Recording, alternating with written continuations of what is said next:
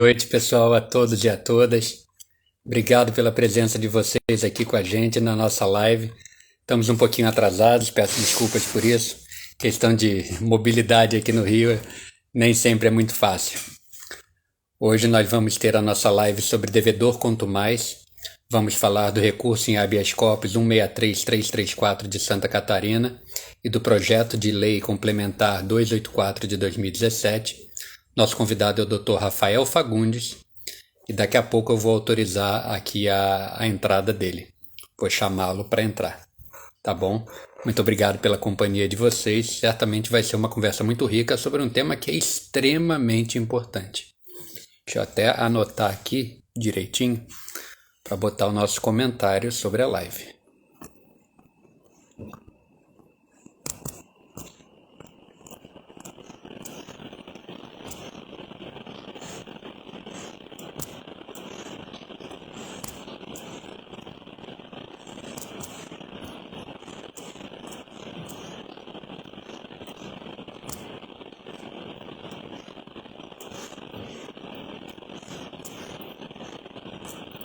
Boa noite, muito obrigado a todos e a todas pela presença, pessoal.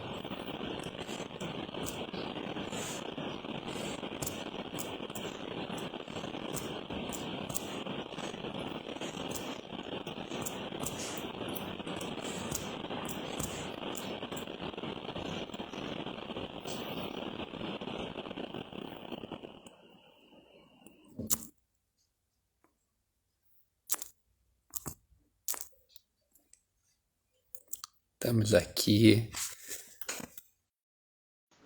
Boa noite a todos e a todas, obrigado pela presença. Em breve o Dr. Rafael estará aqui conosco também. Olá, tudo bem? Olá, Micaela, minha amiga, como vai você? Tudo Tudo bem? Aí jóia? do carro, né, minha Meio amiga? na escuridão, mas estamos juntos. Estamos juntos, é isso aí. É isso aí. Deixa eu ver se o Menino, professor Rafael já está aqui conosco. deixa eu Fale-me. até falar para ele o seguinte. Gente, esse tema de hoje é um tema que dá o que falar, né? Afinal de contas, a gente está aí com o PL para definição de devedor quanto mais.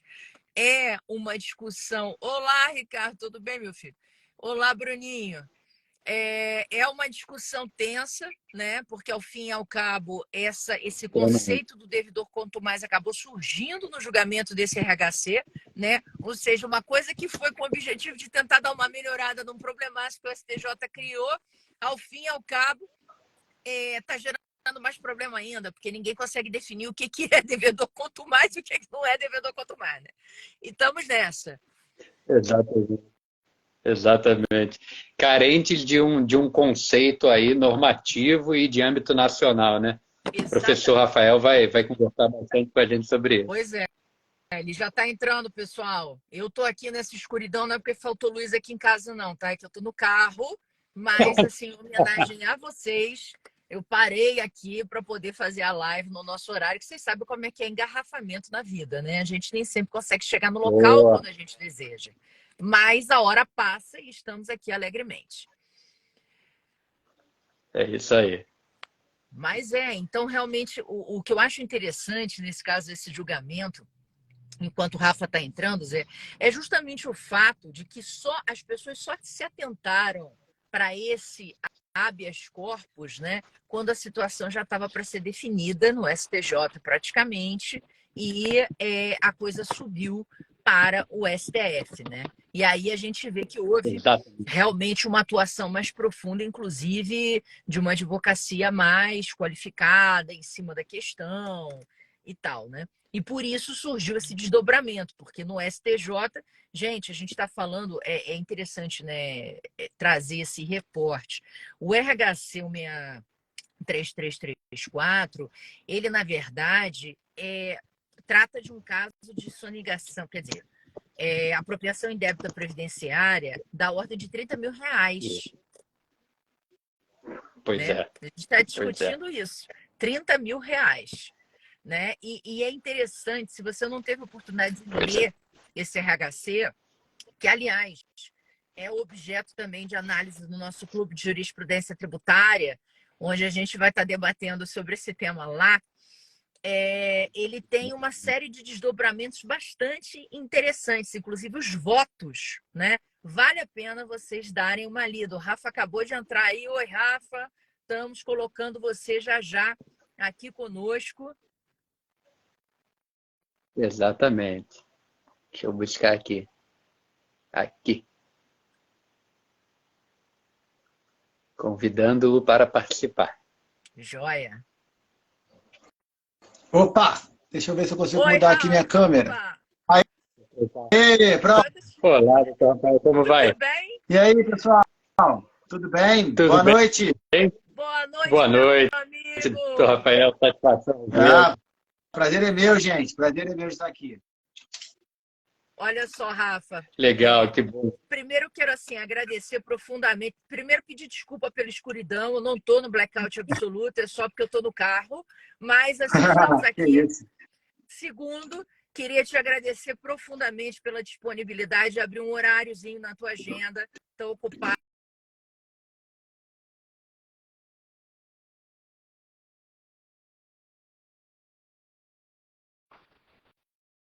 Aí as questões tributárias. Então, Rafa, muito obrigada pela sua disponibilidade. É sempre uma honra ter você aqui com a gente no Tributário em Jogo. Nada, que isso, gente. Eu que agradeço, Micaela, Guilherme. Obrigado mesmo. Estou muito satisfeito de estar aqui. Sempre uma honra. Eu fico muito satisfeito com o convite, né? Sempre um prazer poder conversar com vocês e trocar ideias sobre esses assuntos. Muito obrigado, doutor Rafael. Deixa eu só apresentá-lo aqui rapidamente para todo o nosso público. Doutor Rafael é advogado formado pela UERJ, mestre em Direito Penal também pela UERJ, autor do livro A Insignificância do Direito Penal Brasileiro e é sócio do Nilo Batista e Advogados Associados. Grande colega, grande advogado e vai compartilhar um pouco aqui da experiência dele com a gente. Muito obrigado. Combinado. Ó, tá tudo bem, só temos uma regra aqui que não pode me chamar de doutor, por favor. Né? Estamos em casa, estamos entre amigos aqui. Tamo junto. Combinadíssimo. Então, vamos dar início à nossa prosa, Rafa. Eu queria que você falasse um pouquinho, a gente estava comentando aqui, esse contexto, né? Que a discussão do RHC 63364 só ganhou vulto mesmo quando a situação chegou no STJ e meio que o caldo já estava entornado e todo mundo começou a se preocupar com o direcionamento da questão via STF. Então, eu queria que você começasse a falar um pouco com a gente sobre isso aqui. Tá bom. Gente, para entender esse HC que foi julgado pelo Supremo, né, que é o 163334, a gente precisa voltar um pouco no tempo, né, e entender o contexto em que isso chegou no Supremo, né, e qual é a discussão de fundo, né, que estava sendo debatida ali para que vocês consigam entender o racional do Supremo com seus erros e com seus acertos, né, porque tudo passa pela interpretação do artigo 2º, inciso 2º da Lei 8.137, né? A Lei 8.137 é a lei de crimes econômicos, tem cartel, crimes contra o consumidor, e o artigo 1º e o artigo 2º são os crimes de sonegação fiscal, né? Em especial, o artigo 2º são os crimes formais contra a ordem tributária, né? São aqueles crimes tributários em que não se exige um resultado, a mera conduta basta para caracterizar o delito, né? E aí, mais especificamente, a gente tem o artigo 2º, inciso 2º, que é uma das modalidades, né, do delito, que é uma espécie de apropriação indébita tributária, né, que acontece quando o agente ele recolhe no prazo legal um tributo ou contribuição social que ele descontou, né, do sujeito passivo da obrigação e que ele deveria recolher aos cofres públicos, mas ele não recolhe, né? Então, vamos pensar aqui numa substituição tributária, no imposto retido na fonte, né? Qualquer uma dessas hipóteses em que o imposto é retido e aí aquele agente, normalmente uma pessoa jurídica, né, que reteve esse valor tributo, tem que depositar isso para o fisco, normalmente fisco estadual, se for imposto de renda, ICMS, fisco estadual, e por aí vai, né? O que acontece é que muitas vezes esse valor ele é descontado do sujeito passivo, né, da pessoa que pagou, né, pelo produto, no caso do ICMS, ou o que quer que seja, mas isso não é repassado para o fisco. Então, tem uma espécie de apropriação indébita ou uma mora, em muitos casos, né, no repasse desses valores. E aí, a discussão, né, ela acabou enveredando por esse caminho, justamente por causa das situações de mora, né, que não necessariamente eram de apropriação indébita, mas situações em que o agente, ele de fato descontava, né, ou retia aquele tributo, mas não passava para frente para o fisco. Por quê? Porque estava com dificuldade de pagar o salário, a empresa estava meio ali no vermelho, ele precisava daquele capital para fazer o fluxo de caixa, etc. Né? E de alguma maneira não repassava. Né? Muitas vezes o contribuinte ele até colocava na contabilidade, ou seja, olha, eu descontei 10 mil reais a título de ICMS que eu tenho que repassar para o fisco estadual, mas não repassava. Então ficava devendo para o fisco estadual, mas não estava ocultando aquela dívida, não estava omitindo aquilo, né? Estava simplesmente falando, devo, não nego, pago quando puder, né? Só que essa é uma situação muito recorrente, né? E assim, vamos combinar também que tem muito empresário que acaba fazendo uma espécie de pedalada com isso, né? Aproveita, né? Ah, não, peraí, deixa eu pegar esse dinheiro aqui um pouquinho, que com isso eu faço outra coisa, daqui a pouco quando eu receber outro negócio. E aí fazia, mas também tinha uma certa experimentação, vamos dizer assim, esticavam a corda com relação a isso. Né? E acabava havendo muita inadimplência, muito imposto que era retido, mas que não ia para a Receita, acabava causando inadimplência, causando um rombo muito grande. E a gente sabe que esses impostos retidos são uma grande fonte de receita dos entes federativos. Né? No ICMS nem se fala, mas imposto de renda também. Né? Então, acabava que isso causava um rombo nas contas do Estado. Né? E aí, os agentes de fiscalização, aí vamos falar de fisco estadual ou federal, o próprio Ministério Público e o Poder Judiciário, que não é agente de fiscalização, mas que acaba entrando nesse sistema, né, começou a criminalizar essa conduta. Né? E aí é que vem o problema do ponto de vista penal. Por quê? Porque, e para explicar isso, eu vou ter que voltar lá nos primórdios, né? Na diferenciação entre a infração tributária e a infração penal. Né? Porque a gente sabe que nem toda infração tributária é crime. Existe uma diferença entre a infração tributária e a infração penal. Quer dizer, você não fazer a declaração de ajuste anual do imposto de renda, você vai pagar lá uma multa, é uma infração tributária. Né? Você não pagar a multa é uma infração tributária, não é uma infração penal. Né? Agora, se você omite uma receita que você teve para suprimir ou reduzir tributo, aí você tem sonegação fiscal. Né? Então, existe uma diferença que não é só quantitativa, ela é qualitativa entre a infração penal e a infração administrativa tributária. E tem que ter uma diferença qualitativa, porque o direito penal é a última ratio. Então, para você justificar a aplicação da pena, você tem que ter uma gravidade maior dessa conduta. Né? E a gravidade maior da conduta, nos casos de sonegação fiscal, vem da fraude. Né? O que diferencia a infração meramente tributária da infração penal é a ocorrência de uma fraude, ou seja, o agente ele usa um ardil, um artifício para induzir em erro o fisco e, com isso, suprimir ou reduzir tributo. Ou seja, é o caso da pessoa que apresenta um recibo médico falso, né? Ou que omite receitas, ou que recebe em cash para não ter que botar na contabilidade aquela venda, né, que ele fez. E por aí vai. A criatividade humana para ardil e artifício de sonegação é infinita. Né? A gente ia ficar aqui a noite inteira falando das possibilidades, mas o fato é que a diferença, no caso da infração penal, é a fraude. Né? E o problema que a gente encontra aqui é que, nos casos do artigo 2º, inciso 2º, a gente nem sempre tem fraude, como eu estava falando. Né? Você tem a pessoa que simplesmente está em mora, está em dívida. Ela ela reconhece que ela deve, ela reconhece que ela reteve aquele tributo, que ela deveria enviar aquilo para o Estado, mas ela não fez. Então, assim, ela não está escondendo de ninguém a dívida. Ela não está, por exemplo, apresentando um DARF falso para dizer, ó, eu paguei, hein? Ó, eu enviei. Né? Ela não está escondendo, falando, ó, eu não retive. Ou, imagina que, por exemplo, é um ICMS, né?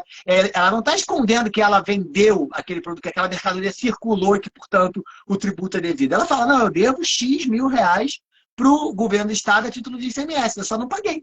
Né? Então, é aquela história que eu estava falando. Devo, não nego, pago quando puder.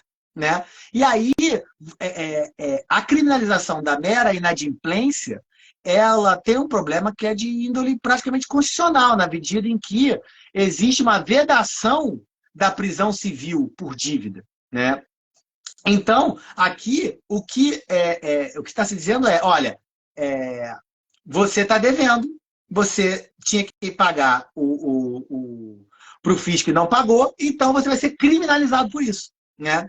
Então, essa era a disputa que existia. Né? De um lado, você tinha uma espécie de ânsia arrecadatória do Estado lato sensu, né? De querer pressionar os empresários e os agentes econômicos a não sonegar, né? Não ficar com esses valores que eles tinham retido. E, por outro lado, você tem uma vedação constitucional a que isso fosse criminalizado. Né? E aí houve uma série de debates judiciais sobre isso, até que o assunto chegou no STJ. Né? E aí o STJ, numa decisão que, na minha opinião, é infeliz, né? O STJ decidiu no HC 399-109, né? E aí eu vou ler aqui, mas basicamente disse que para a configuração do delito de apropriação indébita tributária, tal qual se dá com a apropriação indébita em geral, o fato de o agente registrar, apurar e declarar em guia própria ou em livros fiscais o imposto devido não tem o condão de elidir ou exercer nenhuma influência na prática do delito. Ou seja, o que o STJ falou aqui, em outras palavras, esse delito de sonegação fiscal do artigo 2º, inciso 2º, diferente de todos os outros delitos de sonegação fiscal, não exige fraude. Né? E aí você rasga todos os livros de sonegação fiscal que existem, porque está todo mundo errado. Né? Porque o princípio básico da sonegação fiscal é exigir a fraude, justamente por esse motivo que a gente estava falando, que é a diferenciação da obrigação, da infração tributária e da infração penal. Né?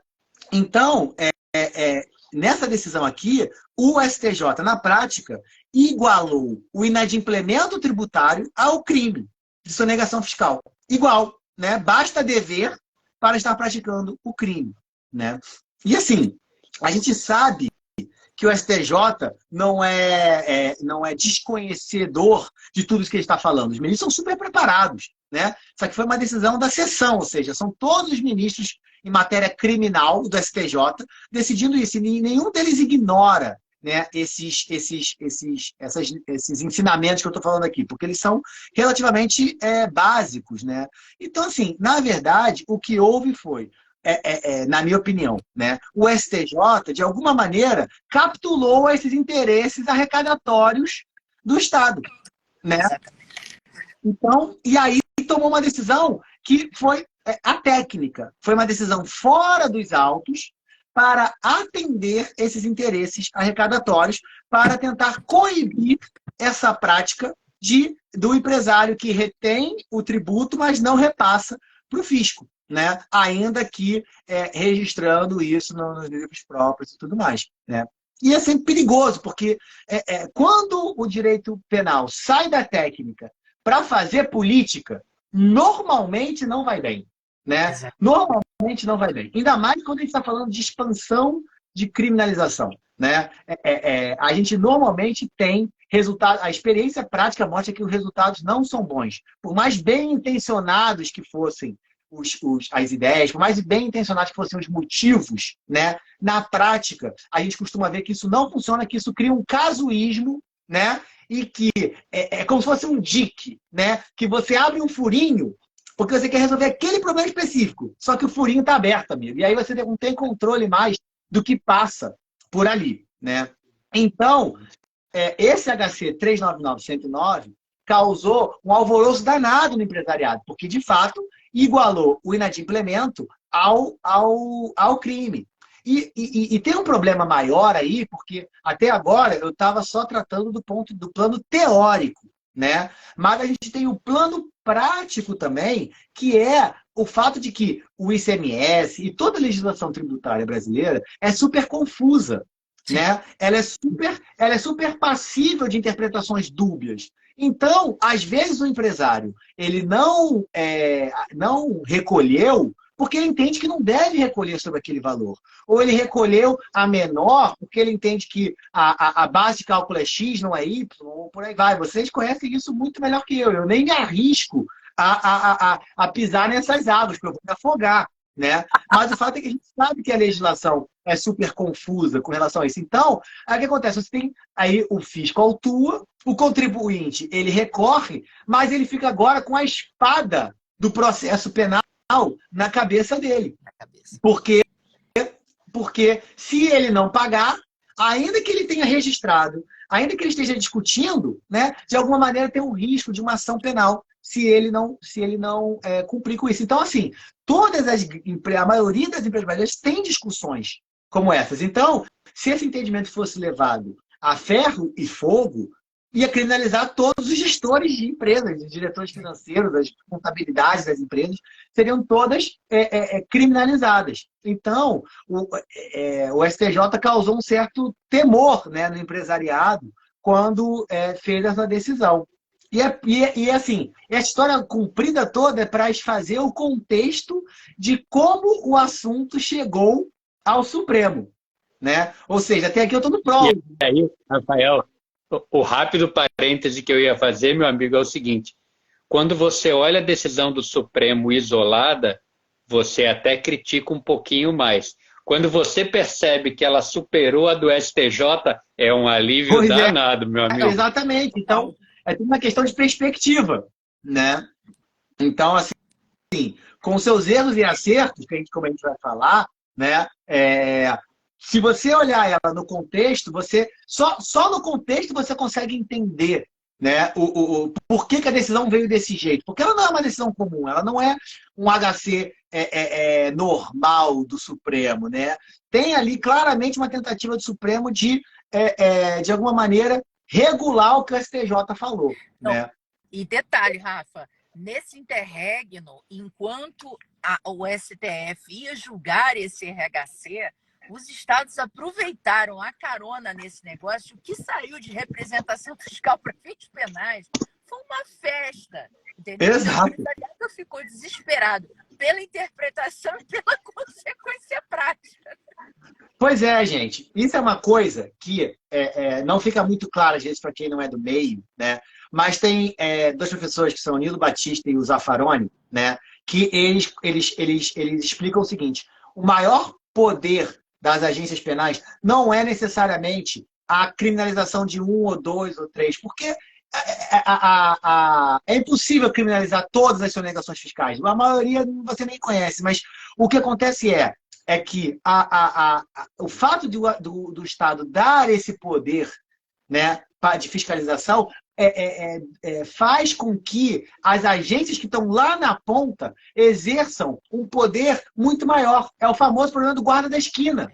Né? Então, o STJ está pensando nessa situação aqui, mas quando ele fura o dique, né? Quando ele cria o precedente, ele tá soltando os cavalos, entendeu? Está soltando a cavalaria lá na ponta, em cada Secretaria de Fazenda, em cada repartição da Receita Federal, para ir em cima dos empresários. Né? E aí você vai ter, claro, os que estão fazendo isso de boa fé, mas você tem os que estão fazendo abuso de direito, você tem aqueles que estão fazendo com mal intencionados, porque também existe, né, funcionários públicos mal intencionados, a gente sabe disso. Né? Então, você dá um hiperpoder de vigilância, né, para essas agências que acaba sendo abusado, porque você está retirando controles sobre elas. Né?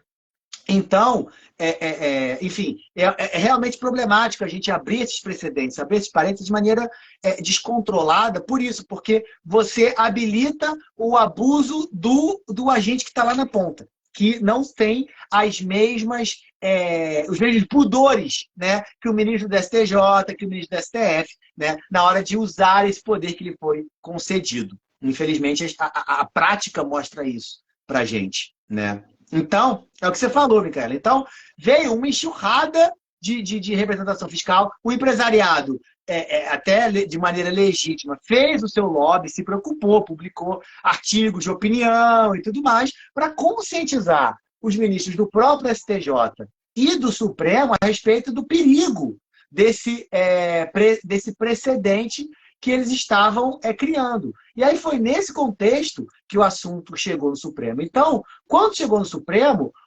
realmente já existia um certo consenso de que o STJ tinha, talvez, passado um pouco do ponto, né? Tinha equiparado de maneira muito simplória, talvez com perdão da expressão, o inadimplemento com a sonegação fiscal. E que precisava de ter alguma régua, alguma barreira, né, para limitar isso. E foi isso que o Supremo acabou tentando fazer, como eu disse, com erros e acertos, né, no RHC 163334. Né? Então, na minha modesta opinião, de alguém que acompanhou esse trâmite todo, esse HC do Supremo é uma tentativa de mitigação dos efeitos do HC 399109 do STJ, de tentar fazer uma interpretação menos draconiana, né, do artigo 2º, inciso 2º, para proteger o empresário de boa-fé, vamos dizer assim. Né? Mas, ainda assim, tentando resolver o problema que o STJ quis contornar, ou seja, a inadimplência, né, que é um problema crônico da arrecadação brasileira. Né? Então, é nesse contexto que a gente chega no RHC do STF. E assim, esse RHC ele tem uma série de problemas, né? Porque, no final das contas, vamos dizer, pela própria emenda, né? Você vê no item 1 da emenda, eles mantêm o entendimento da STJ no final das contas. O contribuinte que deixa de recolher o valor do ICMS cobrado do adquirente da mercadoria ou serviço apropria-se de valor de tributo, realizando o tipo penal do artigo 2º, inciso 2º. Né? Ou seja, recolheu, não repassou, praticou o crime. Né? Isso é o que diz o primeiro item da emenda. Então, eles queriam deixar isso muito claro logo de cara. Né? Aí, depois, né, eu vou aqui pedir inúmeras vezes, né, quem sou eu para criticar, né, as decisões dos ministros do STF. Mas eu, digamos, ouso aqui na minha humilde ignorância discordar do que vem em seguida, porque nos itens seguintes, os ministros, né, o acórdão, ele entra numa série digamos, argumentos que não se aplicam ao direito penal. Né? Porque ele vai dizer que uma interpretação semântica e sistemática da regra penal indica a adequação da conduta, pois a lei não faz diferenciação entre as espécies de direitos passivos tributários, exigindo apenas o valor da cobrança do tributo, seguida da falta de seu recolhimento aos cofres públicos. Ou seja, está dizendo aqui que dever tributo é crime, né? Exigindo apenas a cobrança do valor do tributo, seguida da falta de seu recolhimento. Ou seja, isso aqui vale para qualquer tributo, gente. Se você levar isso aqui a ferro e fogo, qualquer tributo não pago poderia ser criminalizado. Né? O que é, na minha opinião, inconstitucional. Então, não tem interpretação sistemática e semântica que vai, digamos, subverter uma cláusula pétrea, que é a vedação da prisão por dívida, né Guilherme? E tem um outro detalhe, né, professor? Porque é uma questão também tributária a definição da responsabilidade pessoal. Você trabalha aí para diversas empresas, inclusive temos a felicidade de trabalhar também com o time do professor Nilo Batista, com você, e com muito sucesso sempre. Claro, prazer. A primeira questão que a gente sempre alega é a seguinte: antes de falar de crime, por favor, pelo menos tenta aqui estabelecer a presença dos requisitos para responsabilidade pessoal, porque muitas vezes sequer esse passo é dado e o cara já pula para o crime o Ministério Público bate a nossa porta e dá aquele desespero, aí a gente liga lá para o Rafael para ajudar a gente. Um colega estava até falando aqui, Rafael, exatamente isso. Olha, o Patrick trabalha em uma instituição financeira defendendo atuações fiscais. Virou prática das secretarias no auto de infração indicarem que o caso pode acarretar crime contra a ordem tributária. Utilizam-se de coação. E é exatamente o que o amigo trazia, né? Exato. O uso desmedido desse tipo de instrumento é altamente prejudicial ao próprio direito penal. Você tem toda a razão, cara. É uma coisa que eu até falar mais para frente, mas que podemos falar agora, porque o assunto já veio, é que o que os ministros precisam entender, embora eles em alguma medida saibam, né, disso, é que, como a gente estava no guarda da esquina, que essas autuações fiscais, e principalmente a ameaça do direito penal, ela serve como um porrete, né? O direito penal vira o valentão do direito tributário, né? Ou seja, você não vai pagar por bem, eu vou chamar aqui o meu capanga, né? Para te dar uma lição. É como se o Estado está adotando táticas de agiota, né? Ou seja, se você não me pagar o que você está me devendo, você vai receber uma visita do meu cara que vai quebrar teus dedos, entendeu? Então, é isso. Se você não pagar por bem, eu vou te processar criminalmente, né? E assim, a gente sabe que uma empresa grande, que tem um jurídico estabelecido, que tem até, às vezes, fôlego econômico para encarar essas brigas, nem sempre se intimida com essas ameaças.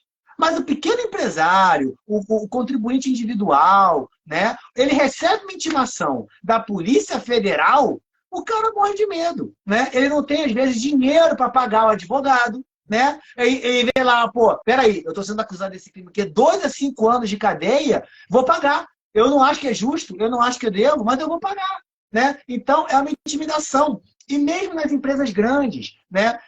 Todo mundo sabe que, vamos dizer, o presidente, o diretor de uma empresa grande, não está vendo ali no dia a dia se a contabilidade da empresa recolheu na alíquota de 1,2 ou 1,3, né? Se recolheu contribuição previdenciária sobre o abono do pipipi, do popopó. Isso não cabe ao diretor de uma empresa multinacional, imagino, né? Só que o que eles fazem? Assim que chega a investigação, intima, indicia logo todos os diretores. Né? Para quê? Para dar um aborrecimento para esses diretores. Para ver se eles pagam para não se estressar. Porque esse diretor pensa, eu um dia vou sair dessa empresa, eu vou querer um emprego em outro lugar, e eu não vou conseguir porque a minha ficha está suja por causa desse processo, por causa desse inquérito. E aí eu não vou arranjar emprego. Enquanto se eu pagar, eu não estou pagando com o meu dinheiro, estou pagando com o dinheiro da empresa. Entendeu? E aí eu me livro do meu problema. Então, quer dizer, são táticas de intimidação grosseiras do Estado, né? Sendo utilizadas para coagir o contribuinte a pagar tributo, né? No final das contas, é isso. Então, esse é o pano de fundo, né, que está por trás desse entendimento. E o que acontece é que, ao fazer decisões dessa natureza, o STJ, o STF, em alguma medida, estão validando, né, essas estratégias de intimidação. Porque isso que eu estou falando aqui já foi dito para todos os ministros. Né? Eles já conhecem esses dados, né? Mas eles continuam, de alguma maneira, legitimando esse tipo de coisa, porque existe uma necessidade arrecadatória do Estado. Né? Mas fazem isso de uma maneira truculenta, acabam legitimando uma certa truculência estatal na cobrança desses tributos. Né? Então, essa é uma situação realmente complicada do ponto de vista do contribuinte. Né? E aí, o acórdão segue, né, com outros argumentos que, na minha opinião, são incabíveis. Né? Ele diz assim, uma interpretação atenta às consequências da decisão conduzem ao reconhecimento da tipicidade da conduta. Isso é perigosíssimo, quer dizer, o direito penal não pode ter interpretação teleológica, porque isso aqui, né, uma interpretação atenta às consequências da decisão é teleológica. O direito penal não funciona com interpretação teleológica, porque se fosse uma interpretação teleológica, a gente admitiria o quê? A analogia, né? A gente poderia admitir, quer dizer, então olha só, vamos supor que mascar chiclete é crime porque o açúcar faz mal para as crianças. né? Mas a gente falou chiclete, a gente não falou bala. Mas bala também tem açúcar, bala também faz mal para a criança. Então, numa interpretação teleológica, bala também é crime. Mas a gente não pode fazer isso. A gente não pode fazer esse salto lógico, né? Porque o direito penal funciona na base da literalidade, assim. Gente, é cláusula pétrea, o princípio da legalidade, artigo 1º, assim, a primeira aula de direito penal você aprende isso. E por que é na primeira aula? Porque uma das coisas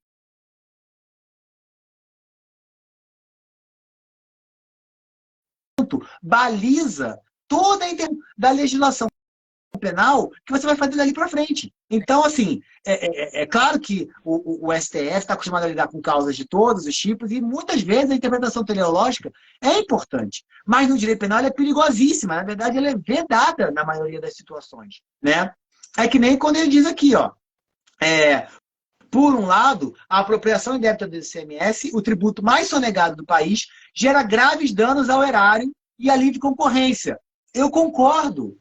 É óbvio que isso é um problema, mas não cabe ao direito penal resolver isso. Não é o super-heroísmo do direito penal, assim, é uma ilusão, né? O Poder Judiciário achar que vai resolver o problema da livre concorrência ou do dano ao erário com o direito penal, né? Uma coisa que a gente sabe é que o direito penal nunca soluciona o conflito, né?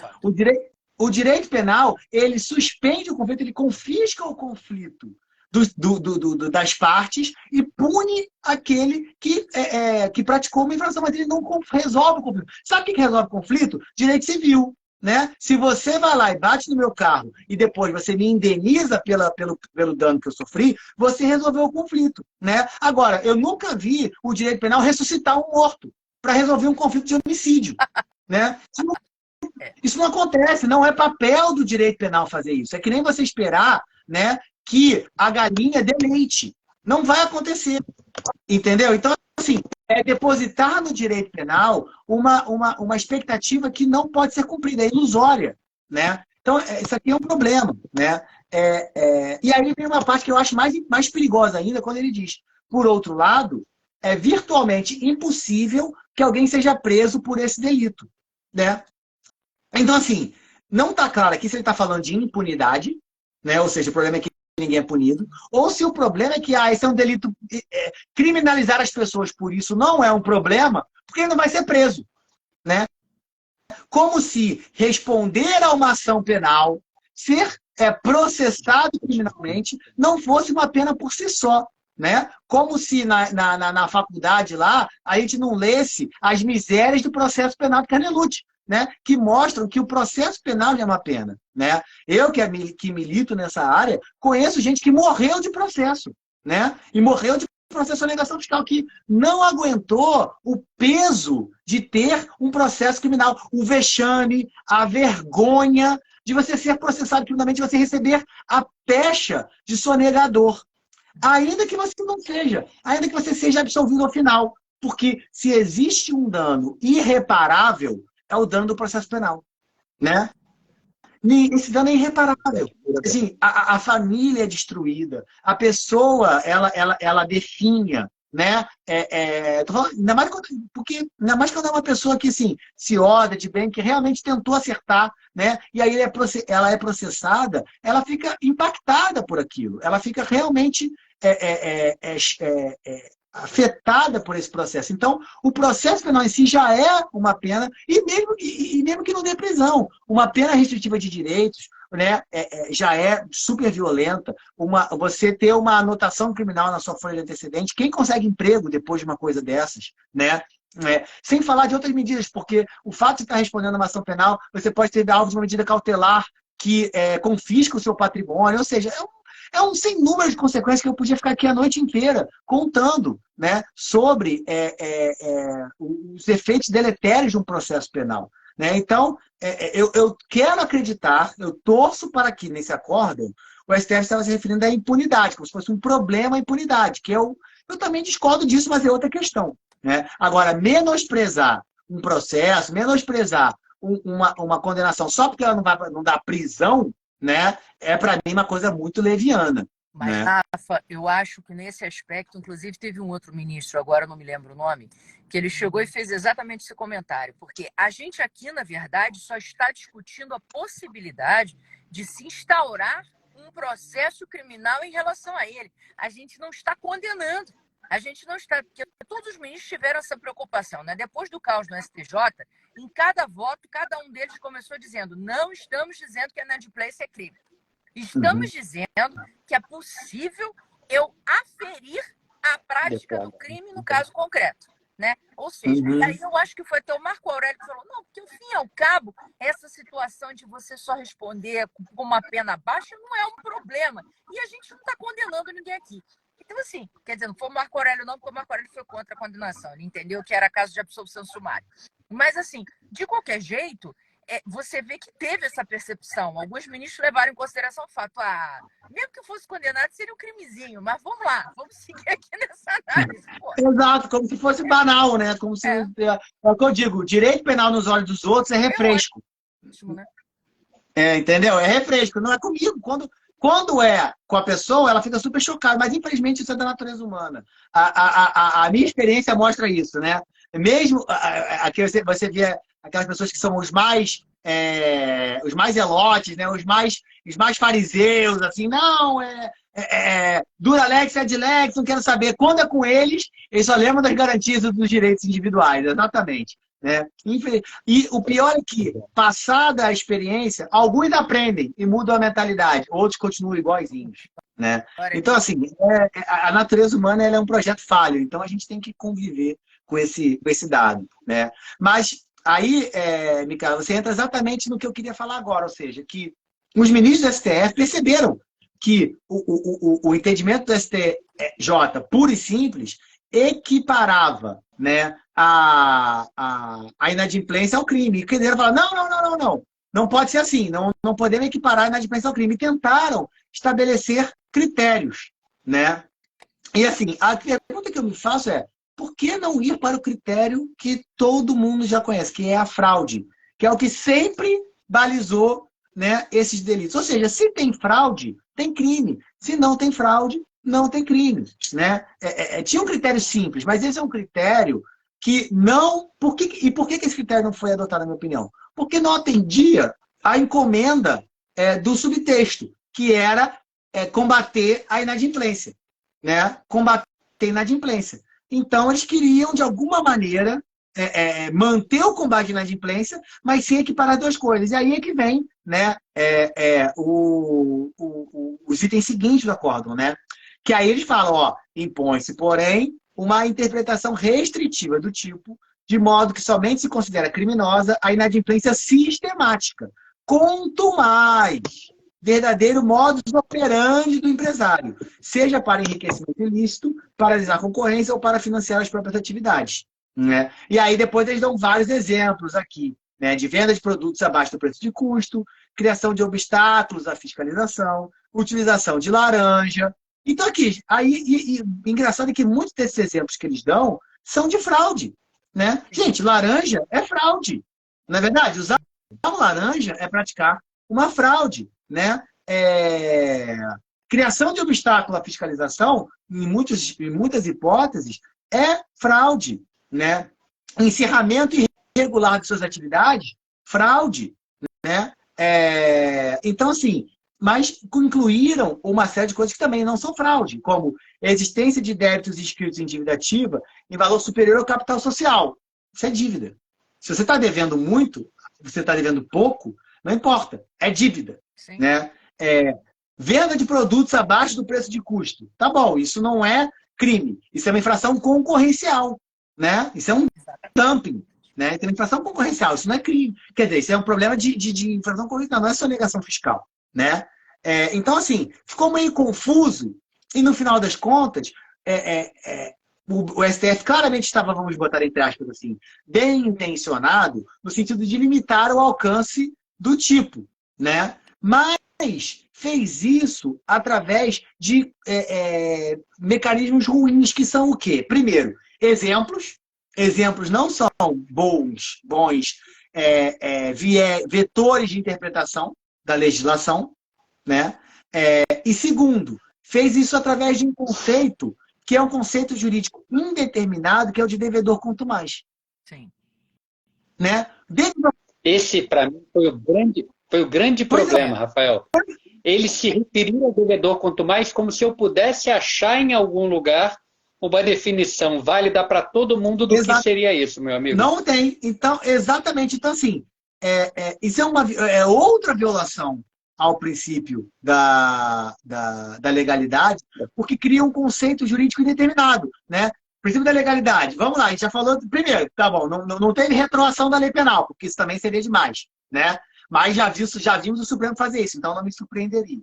Né? Mas a gente tem o segundo decorrente do princípio da legalidade, que é a proibição da analogia. Aqui temos uma violação a isso. E terceiro, a lei tem que ser clara, precisa, para permitir uma interpretação clara, ampla, evidente da legislação. Aí o que eles vão lá e fazem? Devedor quanto mais. O que é devedor quanto mais? Eu não sei, você não sabe. O que para mim é devedor quanto mais, não é para você. Devedor quanto mais é quem deve muito? É quem deve sempre? Eu devo pouco, mas eu devo todo mês. Eu sou quanto mais? Ou eu devo muito, mas eu só devo uma vez. Eu sou devedor quanto mais? Né? Ou eu tenho muitas ações de execução fiscal contra mim. Eu sou um devedor quanto mais? Né? Não está claro isso. Não está claro. E o problema do conceito indeterminado, né? do conceito jurídico vago, é que ele fica... É o arbítrio do julgador. Né? Então, em última análise, e isso é uma coisa que, por um motivo completamente diferente, eu verifiquei na minha dissertação de mestrado, lá quando eu estudei significância, é que quando você tem um conceito indeterminado, né, você fica submetido à simpatia do julgador. Né? Se o julgador foi com a cara daquele empresário, empresário, tadinho, está tentando, buscando, etc, etc. Não vou dizer que ele é quanto mais, não. E aí não aplica o crime. Se por algum motivo o julgador não vai com a cara daquele empresário, aí ele é devedor quanto mais. E aí, direito penal nele. E aí, o pior é que assim, né, você não tem um standard para combater essa decisão, né? Porque um dos princípios, né, da decisão judicial é que ela tem que ser fundamentada. E ela tem que ser fundamentada para que você possa contraditá-la. Né? Então, se você diz que ele está sendo punido por sonegação fiscal porque ele é devedor quanto mais, eu não tenho como contraditar essa decisão, a não ser dizer, não concordo, ele não é devedor quanto mais. Okay. E a gente não sai do lugar, é tautológico. Entendeu? Aí a gente fica numa roda em que... E aí vai vir o quê? Vai vir um terceiro, que vai ser a instância recursal, que vai dizer, não, concordo com fulano ou com Beltrano. Por quê? Porque eu acho que ele é devedor quanto mais, ou porque eu não acho que ele é devedor quanto mais. Ou seja, a tautologia, ela se reproduz. Né? E você não tem um standard de prova ou de elementos para efetivamente combater isso. Né? E aí, né, eu lembro até, né, a gente pode ir até a teoria da argumentação e tudo mais, que diz que um argumento válido ele tem que ser possível de ser combatido com fundamentos racionais. E aqui eu não tenho fundamentos racionais para combater essa decisão, porque é meramente a opinião do julgador. Tá certo, você pode dar o verniz que você quiser para isso, como o Acordo Supremo disse aqui, não, inadimplemento prolongado, venda de produtos abaixo do preço, criação de obstáculos, utilização de laranja, mas tudo são exemplos. E aí imagina que você tem uma ou duas dessas características, mas não tem as outras. Aí é quanto mais ou não é? Quantos desses elementos você precisa para ser quanto mais? Basta um? Tem que ser todos? Né? Mas, Rafael, posso uma rápida provocação? Eu concordo com tudo que o amigo está trazendo. Mas será, meu amigo, por exemplo, será que no gradiente do devedor quanto mais, você tem do branco ao preto 1 trilhão de cinzas? Mas será que não tem casos em que a gente está sim no branco, o cara não é devedor quanto mais, e a gente está sim no outro polo, e o cara é sim devedor quanto mais, porque estão presentes todos os elementos que levariam a essa caracterização. Eu concordo com o argumento do amigo do seguinte: Zé, como é que você vai saber o que é branco, o que é preto, se não tem gabarito?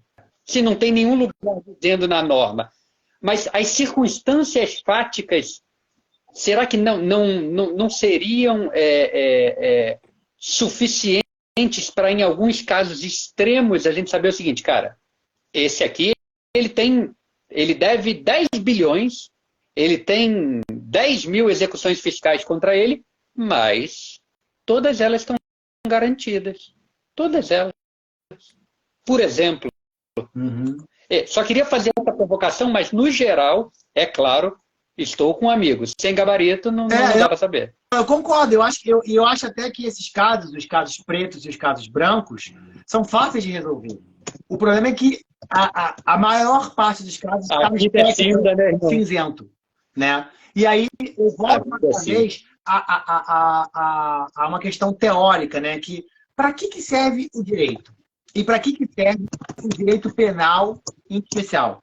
Né? A missão do direito penal é do jurista. Né? A missão do jurista. Qual é a missão? Nós, como intérpretes da lei. Qual é a nossa missão? A nossa missão é fazer uma interpretação da legislação que permita critérios objetivos que garantam segurança jurídica e previsibilidade ao julgamento. Né? Para quê? Para que eu tenha a mesma situação que você, Zé, e se a gente for para o tribunal, eu pegar o juiz A e você pegar o juiz B, a gente sair com a mesma decisão. Entendeu? Então é para isso que serve a interpretação. Esse é o papel do jurista. Né, do intérprete da lei, é fornecer esses critérios objetivos para que a gente diminua a insegurança jurídica, para ter previsibilidade na prestação jurisdicional. Então, se a gente não conseguir dar isso, a gente está falhando na nossa tarefa.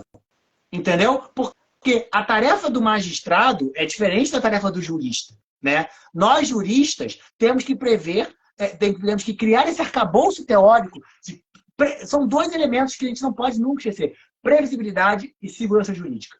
Né? Para que o caso do Amapá seja julgado da mesma maneira, né? Com os mesmos critérios, com os mesmos estándares, né? De um caso no Rio Grande do Sul. Que a 13ª vara julgue de maneira parecida que a 12ª. Para que não haja arbítrio. Para que a gente não fique submetido aos desígnios do julgador. Né, da majestade. Né? Senão a gente volta para a Idade Média, em que o rei decidia do jeito que ele entendia. Mas foi para isso que a gente criou toda esse arcabouço jurídico. O direito só serve na medida em que ele provê esses fundamentos. Né? Então, eu acho até que no caso branco, no caso preto, beleza, 90% dos juízes vão julgar iguais. O que eu quero é que os juízes julguem iguais nos casos cinzas. Perfeito. E aí tem um ponto que eu também, na verdade, dois, né? Respondendo até um comentário aqui que foi feito pela Rosa, de fato, Rosa, a tua percepção de que esse julgamento é um desdobramento de ICMS na base, ela está absolutamente correta, porque os próprios ministros dizem isso. Tá? Ele chegou à conclusão de que se o tributo não integra o faturamento, então é receita de outra, então estou cometendo propensão indébita. Essa foi a relação, eles não escondem, não. Está escrito lá, realmente, no voto de todo mundo. Agora, o ponto que eu acho interessante é que o Barroso, ele tentou dar, porque, veja, gente, para mim, por exemplo, isso que o Zé mencionou, o fato de você garantir ou regularizar, vamos à expressão regularizar os créditos tributários, você pode garantir ou suspender a exigibilidade. De fato, isso para mim retiraria completamente a lógica de um devedor quanto mais. Contudo, não é isso muitas vezes que a Fazenda deseja. E aí a gente começa a ter a visão do cinza. Então, isso que para mim seria uma coisa tão óbvia, né? Estaria aí na zona branca, ou seja, não é um devedor quanto mais, eu vou para o cinza. Ainda mais quando a gente, em projetos de lei que visam regulamentar esse conceito, querem trazer a ideia que já tem na lei do arrolamento de bens. Quando você tem 30% do seu patrimônio comprometido com crédito tributário, então justifica a medida de arrolamento. Peraí, não é um patrimônio sozinho. Né? Então, assim, quando você começa a querer trazer referibilidade do patrimônio com o crédito tributário, você começa a criar um problema. Se aliado a isso não estiver a seguinte condicionante: esse crédito não tem garantia nenhuma, não tem lastro. Porque aí a gente está querendo dizer que simplesmente o fato do cara brigar muito com o fisco representa que ele pode ser um devedor muito mais. E aí a Sim. gente tem o dado de que 75% do PIB representa hoje o contencioso judicial tributário, ou seja, de fato nós litigamos muito. É uma Claro. realidade. Né? Concordo, exatamente. E assim, você falou dessa questão da garantia, que nem é o tema aqui do nosso debate, mas que, para mim, é evidente que mostra que o STJ, o STF, se curvam a essa vontade arrecadatória do Estado. Né? Porque, muito rapidamente falando, né, gente? Vamos falar de um caso assim que nem é debatível, que é depósito. Né? Ou seja, o contribuinte está devendo, ele é autuado, né, tem um crédito tributário e ele vai lá e deposita em juízo esse valor para poder fazer embargo de execução ou o que quer que seja. Né? E aí, em paralelo, vai lá e começa a correr uma ação penal. Né? Agora, a gente sabe que nos crimes tributários o pagamento do tributo extingue a punibilidade. Né? E aí a gente tem um problema lógico, que assim, é uma lógica elementar, no sentido de que se o tributo, né, se o valor do tributo supostamente devido está depositado em juízo, está na conta do Poder Judiciário, né, não tem nem como tirar de lá mais. Né? Ou seja, só existem dois cenários possíveis. No cenário número 1, o contribuinte tem razão. Olha, aquele auto-infração era nulo, você não devia esse tributo, levanta esse dinheiro, leva para casa, seja feliz, porque você não devia esse valor. Né? Cenário número 2, esse tributo era devido, o contribuinte perdeu, né, o processo fiscal lá, na execução fiscal, etc. O que vai acontecer? Esse valor que já está lá depositado vai ser convertido em pagamento. E esse pagamento automaticamente vai extinguir a punibilidade. Eu não conheço outra possibilidade. Nunca vi empate. Né? Nunca vi empate. Não, empatou. Né? Ou também nunca vi uma quarta possibilidade. Né? Então, assim, não tem como. Esse dinheiro ele vai ser utilizado ou para pagar o tributo, ou ele vai ser devolvido porque o tributo não era devido. Então, a ação penal por sonegação fiscal, nesse cenário, se torna inútil, se torna inócua. Porque das duas, uma. Ou o contribuinte tinha razão, e aquela atuação não existia, a infração tributária não existiu, por consequência, o crime tributário não existiu, né? Ou o contribuinte vai perder a ação tributária, e aí aquele valor vai ser pago, e o tributo e a punibilidade do delito vai ser extinta pelo pagamento.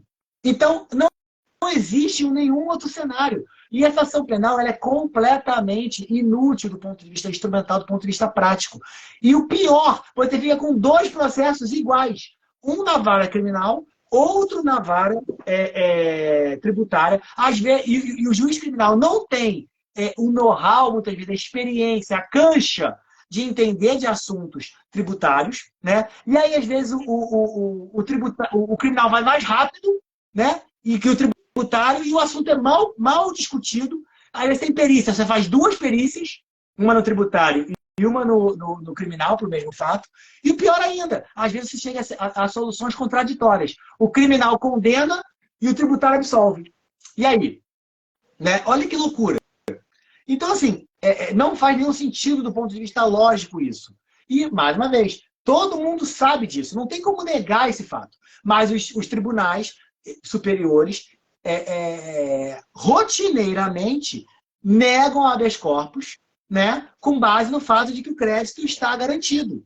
Mesmo sabendo dessa maluquice toda. Por quê? Porque se isso acontecer, o leão, que é o direito penal, perde os dentes. Perde a mordida. Né? Porque o empresário sabe, beleza, basta eu garantir o tributo, que aí eu vou poder discutir essa autuação tranquilo na justiça civil, sem ter a ameaça do criminal. E não é isso que as agências de arrecadação querem. Eles querem manter a ameaça do criminal para forçar o empresário a pagar. Mesmo que isso gere uma loucura, uma duplicidade de processo, um esforço dobrado e o risco de decisões contraditórias, que é o que o judiciário mais tem que evitar. Mas aí, Rafael, aí tem um lance que certamente já deve haver estudos macro provando o seguinte: você inaugura uma ação penal para forçar o cara a pagar. Nenhuma movimentação do Estado é de graça. Uhum. Nenhuma. Nenhuma. Stephen Holmes escreve sobre isso, o custo dos direitos. E fica claro o quanto que a generalização do mau uso das forças de persecução penal, que tem um custo sempre, pode, na verdade, gerar uma ineficiência da máquina. Sim. Você vai perseguir penalmente todo mundo. Amigão, você gastou um dinheirão para perseguir penalmente todo mundo e não conseguiu o tributo. Porque a verdade também é a seguinte, né, Rafael? Eu aqui vou cometer um abuso.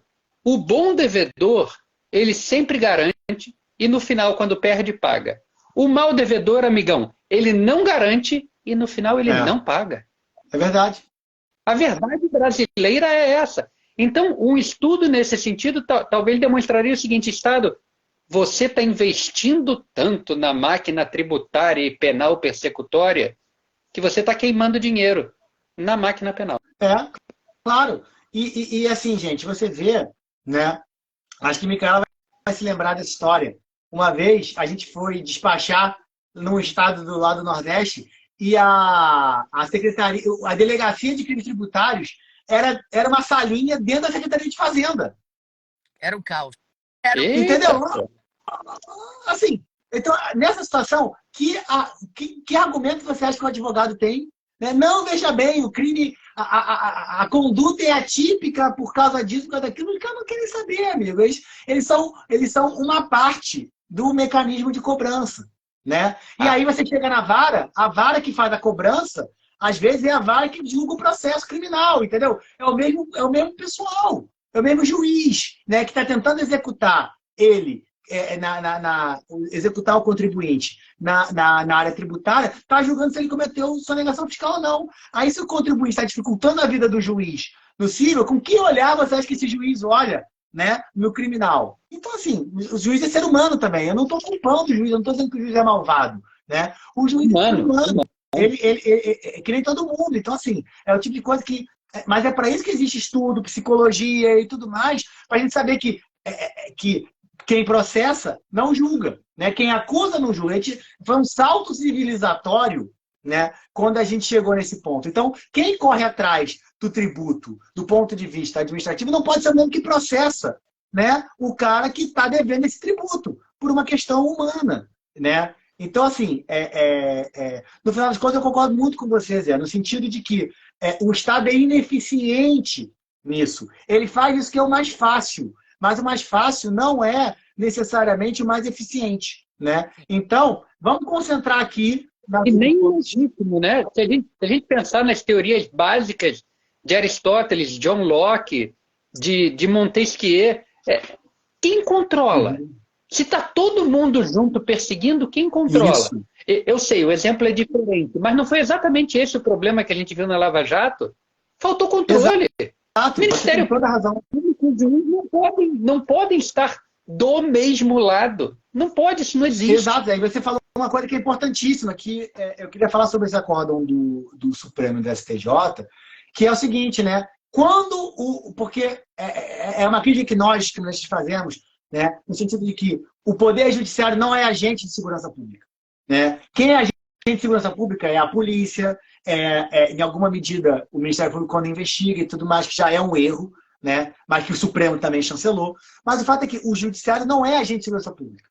Porque na hora que o Judiciário ele é garantidor de direitos, o Judiciário ele é cumpridor da lei. Né? Então, na hora que o Judiciário tira essa vestimenta de cumpridor da lei e se torna agente de segurança pública, ele perde a função dele, que é o controle da atividade. Né? É o controle da atividade.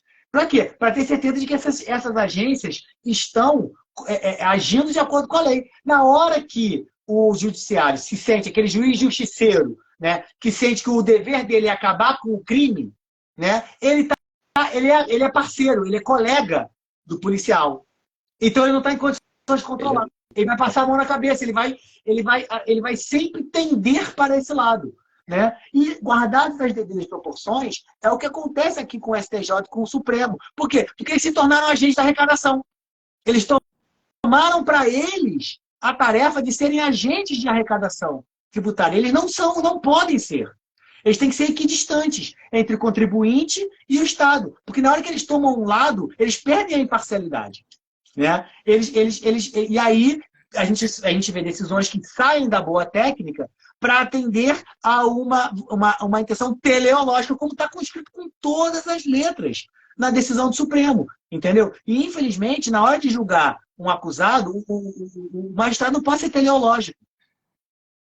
Exatamente. Entendeu?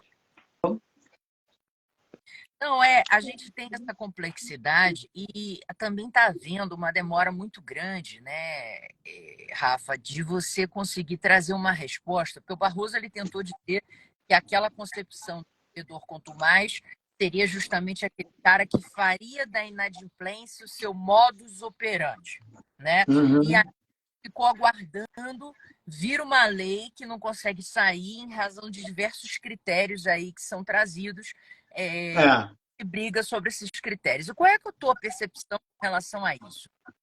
Bom, eu acho o seguinte, vamos fazer uma escadinha, né? O STJ foi o primeiro problema, vamos colocar assim, né? A decisão do Supremo é uma emenda, né? Já está tentando emendar. E agora, em alguma medida do projeto de lei, seria a emenda da emenda. No sentido de que, bom, então o STJ não estabeleceu critérios, o STF foi lá e falou que era devedor quanto mais. Então vamos dizer o que é devedor quanto mais para emendar a emenda e tentar, de alguma maneira, equilibrar isso. Então, assim, por um lado, eu acho que a gente deveria, do ponto de vista teórico, do ponto de vista puramente acadêmico, eu acho que a gente não deveria ir por esse caminho, porque eu acho que a gente deveria voltar ao bom e velho critério que sempre existiu, que sempre balizou a interpretação do tipo de alienação fiscal, que é a fraude. Né? Se tem fraude, tem crime. Se não tem fraude, não tem crime. Nós não precisamos do conceito de devedor quanto mais para interpretar o artigo 2º, inciso 2º da Lei 8.137. Tá? Então, esse é o argumento utópico. Né? É o por princípio. Se o mundo fosse maravilhoso, era por aí que a gente caminharia. Tá? Agora, na minha prática cotidiana, eu vejo que quando você está diante de duas opções, em que em uma você tem um conceito jurídico indeterminado, na outra você tem um critério objetivo, é sempre melhor ir por o critério objetivo. Tá certo?